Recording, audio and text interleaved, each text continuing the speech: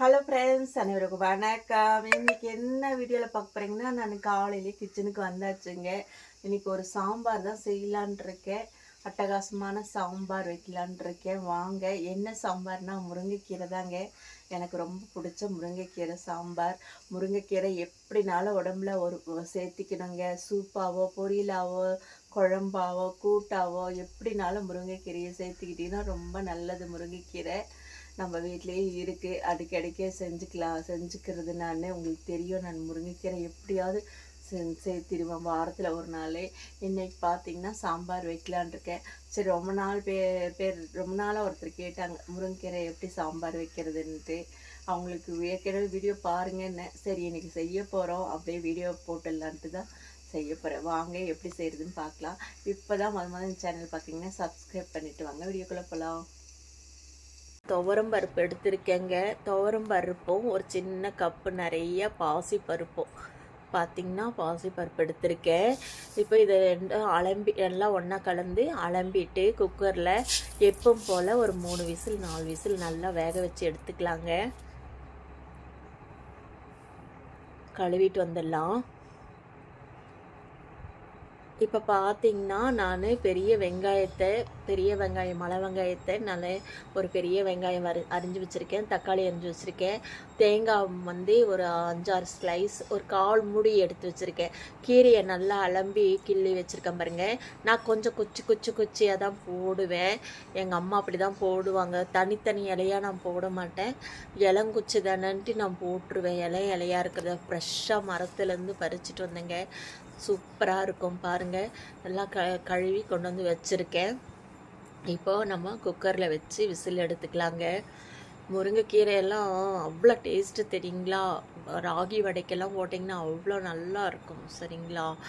ராகி அடை செய்யும் போது, அடை தோசை செய்யும் போதெல்லாம் போட்டுக்கலாம். பாருங்கள், வெயிட் விசில் போட்டாச்சு. பாருங்கள், பருப்பு நல்லா வெந்துருச்சு. நான் மஞ்சத்தூள் போடலை இதில். சரி, குழம்புல போட்டுக்கலான்னு விட்டுட்டேன். இப்போ தாளிச்சிக்கலாங்க. எண்ணெய் விட்டுருக்கேன். கடுகு ஜீரகம் போட்டுக்கலாம். கடுகு பொரிஞ்சவுடனே நம்ம அரிஞ்சு வச்ச வெங்காயத்தை போட்டுக்கலாம்.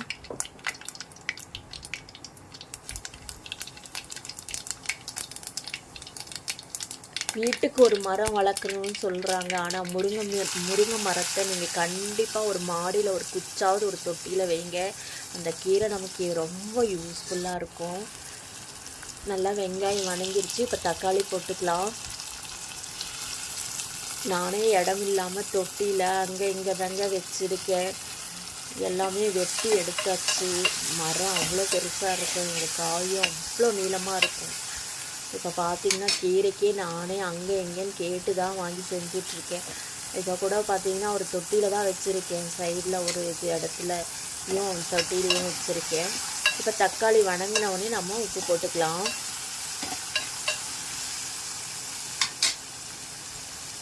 எனக்கு கூட தெரியாதுங்க முருங்கை மரத்தோட பிசினெல்லாம் கூட யூஸ் ஆகுன்னு. இப்போ பார்த்தேன், நிறைய வீடியோ பார்த்துட்டு வரேன். அந்த பிசின் கூட மருந்தாக யூஸ் ஆகுதுங்களாம். இப்போ தேவையான அளவு குழம்பு பொடி போட்டுக்கலாங்க. நல்லா வெங்காயம், தக்காளி, உப்பு, எல்லாம் மிளகாத்தூள், குழம்புத்தூள் எல்லாம் போட்டு நல்லா வணக்கிக்கலாங்க. அந்த இது பச்சை வாசம் இந்த இதுலேயே போகிடணும். அப்புறம் தேவையான அளவு மஞ்சத்தூள் போட்டுக்கலாம். இதுக்கெல்லாம் ஏன் அளவு சொல்ல மாட்டேறீங்க அப்படின்னெல்லாம் நீங்கள் நினைக்காதீங்க. எப்போவுமே இவங்க அளவே சொல்ல மாட்டுறாங்க அப்படின்னு. நான் என்ன ஒவ்வொருத்தரும் ஒவ்வொரு மாதிரி சாப்பிடுவாங்க சரிங்களா. ஒவ்வொருத்தர் காரமாக சாப்பிடுவாங்க. ஒவ்வொருத்தர் குழம்புத்தூள் கொஞ்சம் காரமாக இருக்கும், ஒவ்வொருத்தருக்கு கம்மியாக இருக்கும். அதனால் நம்ம சொல்கிற அளவு யூஸ் பண்ணிவிட்டு ஜாஸ்தியாக போச்சு கம்மியாக போச்சுன்னு சொல்லக்கூடாது இல்லைங்களா. அவங்களோட இது காரத்துக்கும் இதுக்கும் நீங்கள் தகுந்த மாதிரி போட்டுக்குங்க சரிங்களா. இப்போ கீரை போட்டாச்சு, நல்லா வணக்கி எடுத்துக்கலாம். அவ்வளோதாங்க. வேக வச்ச பருப்பை கூட ஆட் பண்ணிக்கலாம். நல்லா தண்ணி நிறைய கலக்கி ஊற்றிக்கலாங்க. சாம்பார் கொஞ்சம் தண்ணியாக இருந்தால் தான் நல்லாயிருக்கும். நம்ம கூட தேங்காயும் அரைச்சி ஊற்ற போகிறோம் இல்லைங்களா. அதனால் பிரச்சனை இல்லை. பருப்புக்கு நல்லா கழுவி குக்கரை கழுவி அதுலேயே ஊற்றிக்கலாங்க. இப்போ உங்களுக்கு கெட்டியாக வேணும்னா நீங்கள் இந்த அளவுக்கு கூட நீங்கள் வச்சுக்கலாம். நான் சாப்பாட்டுக்குன்றதால உங்களுக்கு இந்த மாதிரி வச்சுருக்கேன். இப்போ தேங்காய் அரைச்சாச்சு, தேங்காய் அரைச்சி ஊற்றியாச்சு.